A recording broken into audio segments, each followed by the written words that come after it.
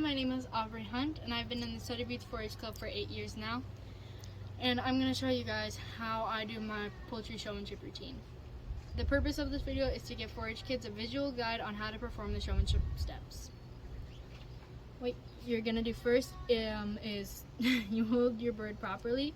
You're kind of making this shape with your fingers and slide it under the bird so you can support the whole body, and you usually use your other hand to hold the wings down.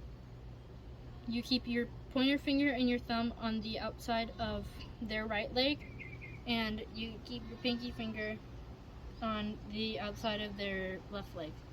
So usually their head goes that way, to your left. When you're examining your bird, the first thing you're going to look at is the head. If your bird has a crest, you're going to blow through the feathers. And I forgot to mention, but when you're doing poultry showmanship, you should stay silent, but show the judge that you're looking at the bird. And then you look at the comb and the nostrils and the beak. You're checking the crest for any mites or parasites, and you're checking the nostrils for any signs of illness. You're checking the comb for like the proper comb, because every breed is supposed to have a specific type of comb. She's a silky, so she's supposed to have a walnut comb. You're going to check the eyes for proper color, and I'm going to turn her this way and check her other eye. You can check the wattles. And after you examine the head, you're going to move on to the wings.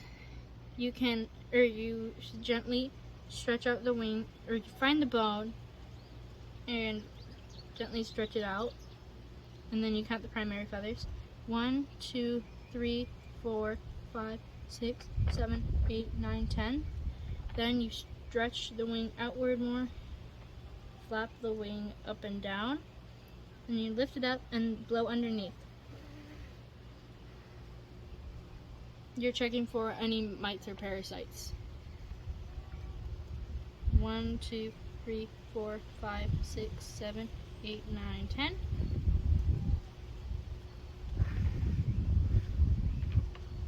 And gently tuck it back in. After you examine the wings, you're going to examine the underfluff. So you kind of just like pull the feathers forward and blow, and then gently pet them back to their original position. You're checking for the proper undercolor and for any parasites. After you check the underfluff, you're going to measure the width of body. So you find basically like the middle of the bird, and you show the measurement to the judge. You measure with your pointer finger and your thumb. And after the judge looks at you and nods, then you can move on to your next step, which is the keel bone length. The keel bone is also known as the breastbone. You show the measurement to the judge, and then you feel around this area for any bumps that could indicate illness. After you do that, you're going to show the judge the vent.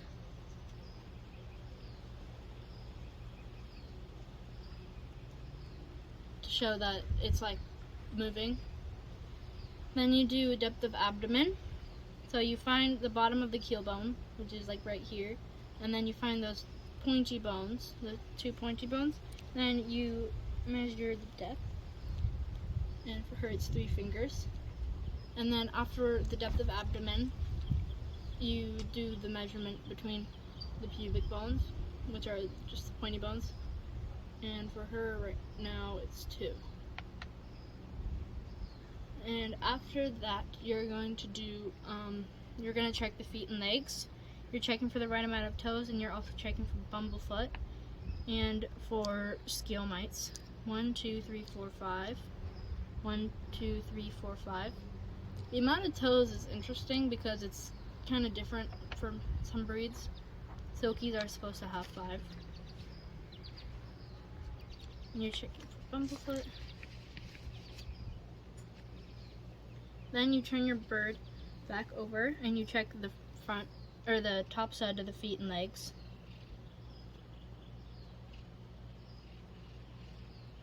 After you do that, you're going to look at the judge, and the judge will look at you in the eye and tell you to pose your bird. So you set your bird gently on the table, and posing is different for every breed of bird, every breed of chicken.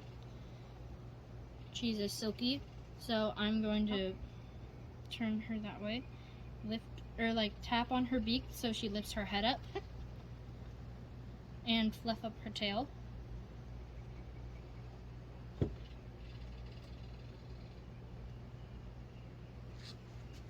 And after you pose your bird, you usually take a step back to show the judge that your bird will stay in pose and that you've practiced. After you pose your bird, the judge will tell you to coop your bird. The cage will look something like this, and when you coop your bird, you're going to open it, place your bird in head first, then you pose the bird, or you turn the bird sideways and pose it on the inside of the cage. Then after the bird is posed, you can close the cage. And if your bird goes out of pose like she's doing right now, that's okay because she's in the cage. You can take a step back and smile at the judge. And then the judge will tell you to remove your bird from the cage.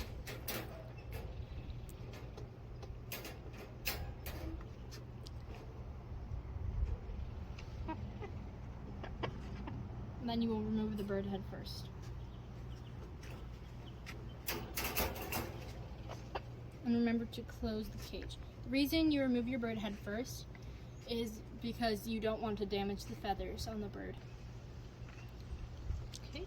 After you coop your bird and remove it, the judge will ask you to walk your bird. I recommend getting these.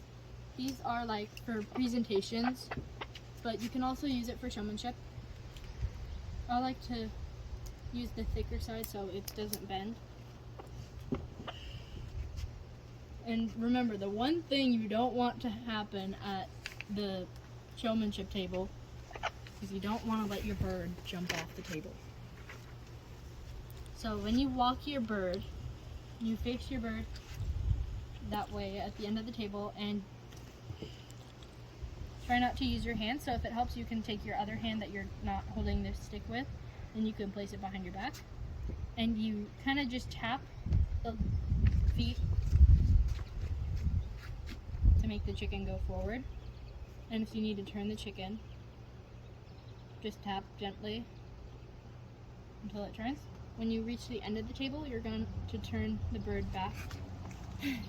And the head always goes towards the judge. And after you walk the bird, you can pick it up again, hold it in the proper position, and smile at the judge. I don't really give specific questions right now because they vary through the showman's age and the chicken's breed. But a question that a judge might ask me is like, what color is your bird or something. This is why you can study in the standard of perfection, so you can get those knowledge questions down.